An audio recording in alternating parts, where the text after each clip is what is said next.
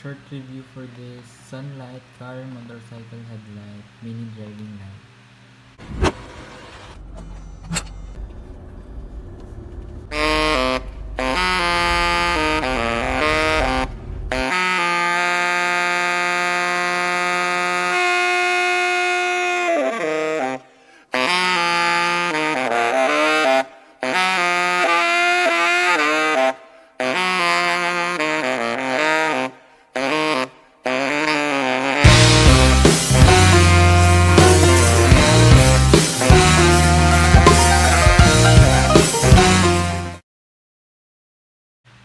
Short review for this sunlight, car, motorcycle headlight, mini driving light.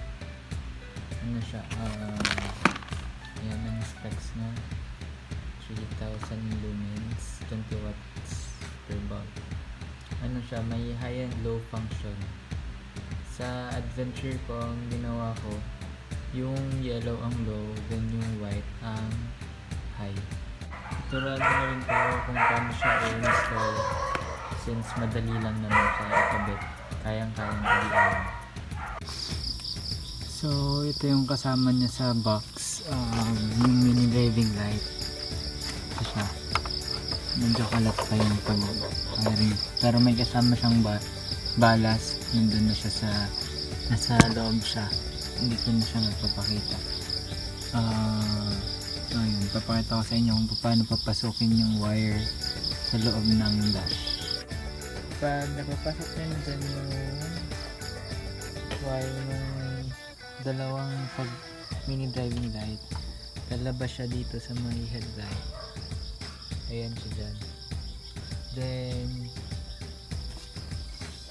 yung positive wire niya, kasi may dalawang wire yun,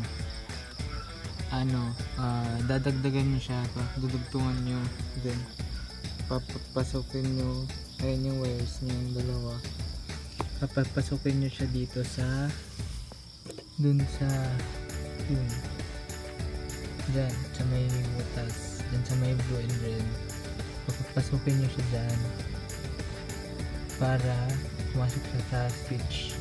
Para makapasok dyan, kailangan nyo ng alambre or tie wire.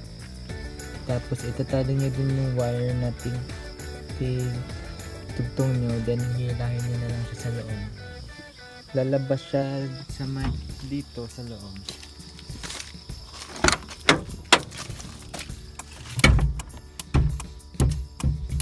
Dun siya lalabas.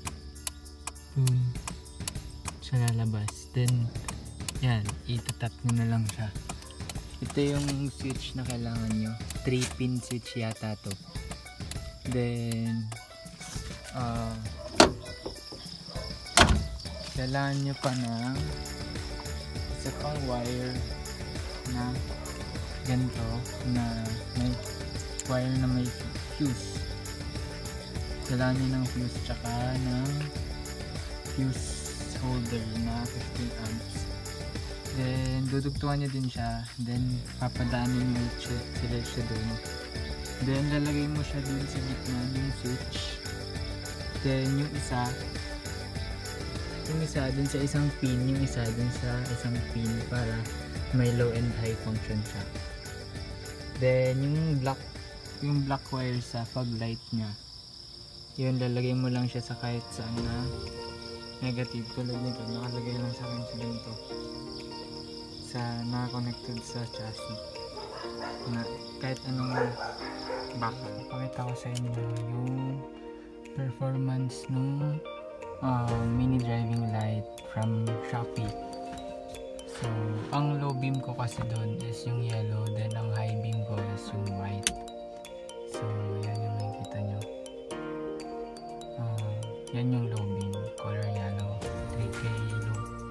3K ang niya, lumens. Then ang white, yan, 6K yata siya, di ko lang sure.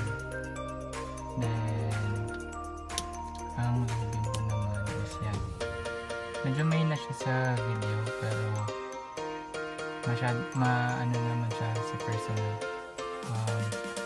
maliwanag.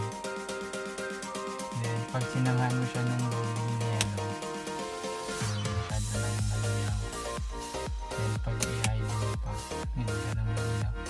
Ginagamit ko lang itong high beam pag masyadong madilim ang lugar, tulad dito sa amin kung sa probinsya maraming lugar na madilim, so tsaka ko siya nagagamit. Pero pag nasa road and highways, ito lang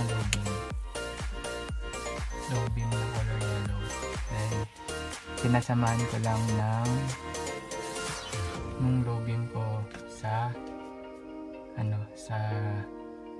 yung sa projector na. So yun lang guys, hope you like my video. Kailangan yung fuse holder na yung maliit lang na kaya na ang fuse na nasa loob niya is 15 amps. So dito nyo ilalagay yung wire na galing sa battery papunta dun sa gitna ng 3 pin switch. Then ito naman yung 3 pin switch, dito nyo sa gitna ilalagay yung galing sa battery na may fuse. Then dun sa yung wires na galing sa projector, may tatlong wires dun. Yung dalawa is yung isa para sa high beam, yung isa naman para sa high. Then ang color block naman is sa negative lang siya.